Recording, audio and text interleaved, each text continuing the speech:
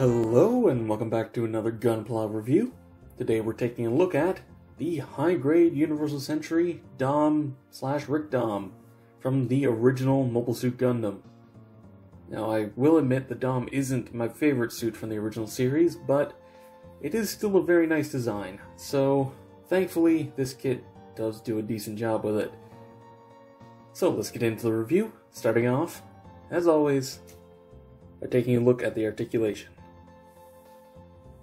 Okay, starting off with the head, the eye is actually movable. You just pop off the red bit, which by the way actually does have a lens covering the eye, which is nice. And as you can see, it's on a little arm that goes up into a ball joint facing down. So, not sure how easy, yeah, you can just move it left, right, and up, and even a little bit more down. There is actually detail in here, though I'm not sure how well I'm going to be able to show it off. Yeah, that's not going to get picked up on camera. But yeah, there is actually detailing inside, so it actually has a detailed mono eye, which is really impressive for a high grade. Unfortunately, the head doesn't really have a lot of movement aside from the mono eye. You know, a little bit of up and down, and this neck piece is actually separate, which is nice. And you do get a little bit of a rotation side to side. This head is just pegged on, so no like tilt either way. You just get a bit of a rotation and that's it. That said, considering it has no neck, it's not really that big of a deal. The shoulders thankfully are pretty good. You get a little bit of a movement forward because of a hinge, which is nice. Over 90 degrees out to the side. Shoulder is actually a separate piece as well. And of course, full rotation. You get a full rotation up at the bicep, which is nice. A solid 90-degree bend at the elbow, which is fine. And the hands, as always, are on a ball joint. Now the waist is kind of weird, honestly. Technically it doesn't have a ton of movement, but it can kind of get a bit of an ab crunch, which is kind of surprising, but it can actually get a pretty decent amount of movement there, both to the front and to the back. Though you do get a little bit of a gap going on, but hey, the movement is there, so can't really complain. That said, not much of a rotation there, but I mean that's just kind of the shaping. It's not much you could do. Front skirts are separate, though don't expect a lot of movement out of them because that's literally it. These side skirts can, in theory, move. There's not a lot of movement going on there. And the back skirt is solid, but it's not in the way anyway. The hips are just ball joints, but that's not actually a big deal considering you get a pretty good split. Plenty to the back, and also that's pretty good out to the front, honestly. Even more if you get the knee armor up over it. And the knee is actually a full bend. Well, 90 degrees, but I mean, considering how bulky the lower leg is, that is a full bend. So, no real problems there. And the ankle is the same as the Gelgoog, so you can get really far to the front, because there's a hinge in here, and then that can also shift side to side a bit, and then there's a ball joint in the foot itself, so you get a ton of movement. Really the only problem is just how bulky the actual, you know, ankle armor is, means that you can't get a ton to the back because it starts scraping against the ground. But even then, it's still plenty of articulation, and considering how bulky the Dom is, you don't really need a ton anyway. So this is, you know, more than enough. Now let's get into the accessories, starting off with a sticker sheet, and by extension the color correction. This tiny pink one is the eye, which is, you know, fine. Focus please, thank you. This one is a metallic yellow sticker for the scatter beam. I can never remember the name for it, but yeah, this, you know, the scatter weapon. And these two are scopes, which we'll get into in a moment, but this thing doesn't actually need that much paint. which is nice. It's pretty much just red. You need red on the inside of the legs here. Yeah, pretty much this entire inner bell is supposed to be red, so that's fun. Pretty sure the inside of these are supposed to be red. And then the inside of these ones are supposed to be red, and then the inside of these thrusters. So it's not that bad, it's just red. There's a couple of option parts, which is basically just new thrusters here. Those also need to be red, but it's pretty much exclusively red on this thing that needs to be painted. Now, starting off with the accessories, you have 2 holding hands, which is nice. You also get a open splayed hand, which is pretty standard for the time, but hey, it actually looks really nice. I like these a lot.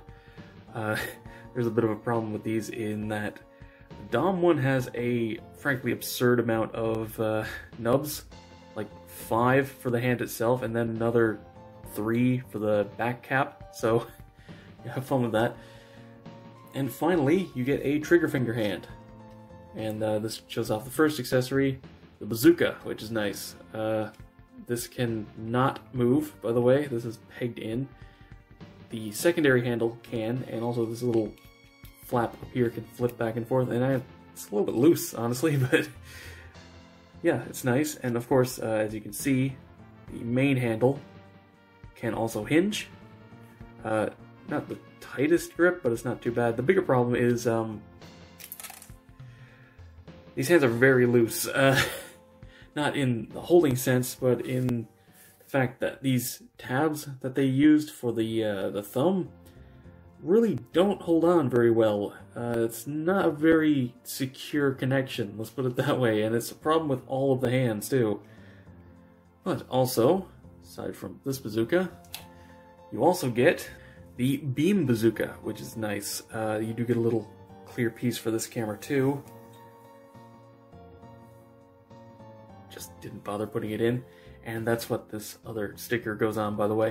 But this is a pretty standard construction, honestly. It's just 2 halves, and then the scopes are a couple pieces, and this barrel is a separate piece, which is nice.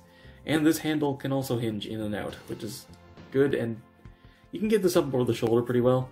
I will point out, this is the wrong gray. It's supposed to be a darker gray than this. The bazooka is the right color. This isn't. So, yeah, if you want full color accuracy, you're going to have to paint this whole thing. So that's fun. And finally, you get the heat saber, which is color correct, thankfully, and does just fit in. Yeah, this is the problem with the splitting hand again. It does just fit into these holding hands pretty well at a nice angle, and it is nice and securely held in there, which is good. And you can, of course, also just store it on the back here. Slides in. Not super secure there, but hey, it's not going anywhere.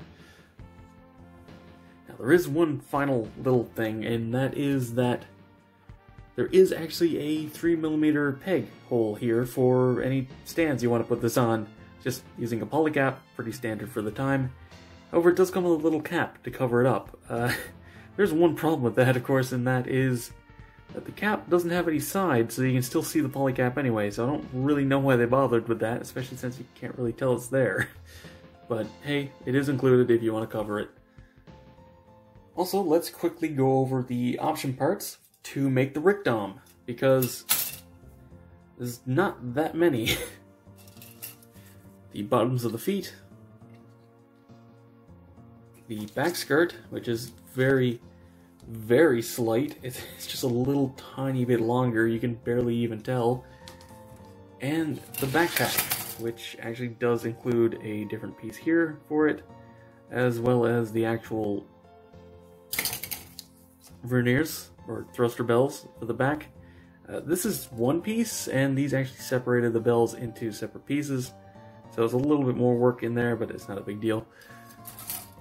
And as for a quick size comparison, the Dom is a fairly bulky suit, so it's not super tall. It's around the normal height for a high grade. It's just that it's very wide and bulky. so it does have a lot of mass behind it. So to wrap this review up, the Dom is a really nice high grade. It absolutely does the suit justice. Some may complain about the single jointed elbow, but honestly it's a Dom. It's not exactly acrobatic anyway. It can pull off any pose you'd really want it to. The articulated eye is really nice, and also it does some really interesting things to get around seam lines, so you don't really have to clean it up at all, which is nice. This kit has aged incredibly well, and that is mostly due to the Dom's design lending itself really well to the engineering of the era. If you have any interest in picking one of these up, do it. It is absolutely worth it. But anyway, that's been all for this review. Thank you very much for watching. Be sure to let me know what you think down in the comments below. If you enjoyed the video, be sure to give it a thumbs up. It helps a lot. Subscribe for future reviews and watch my backlog.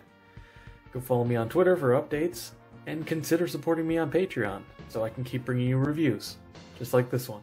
And as always, until next time, happy building.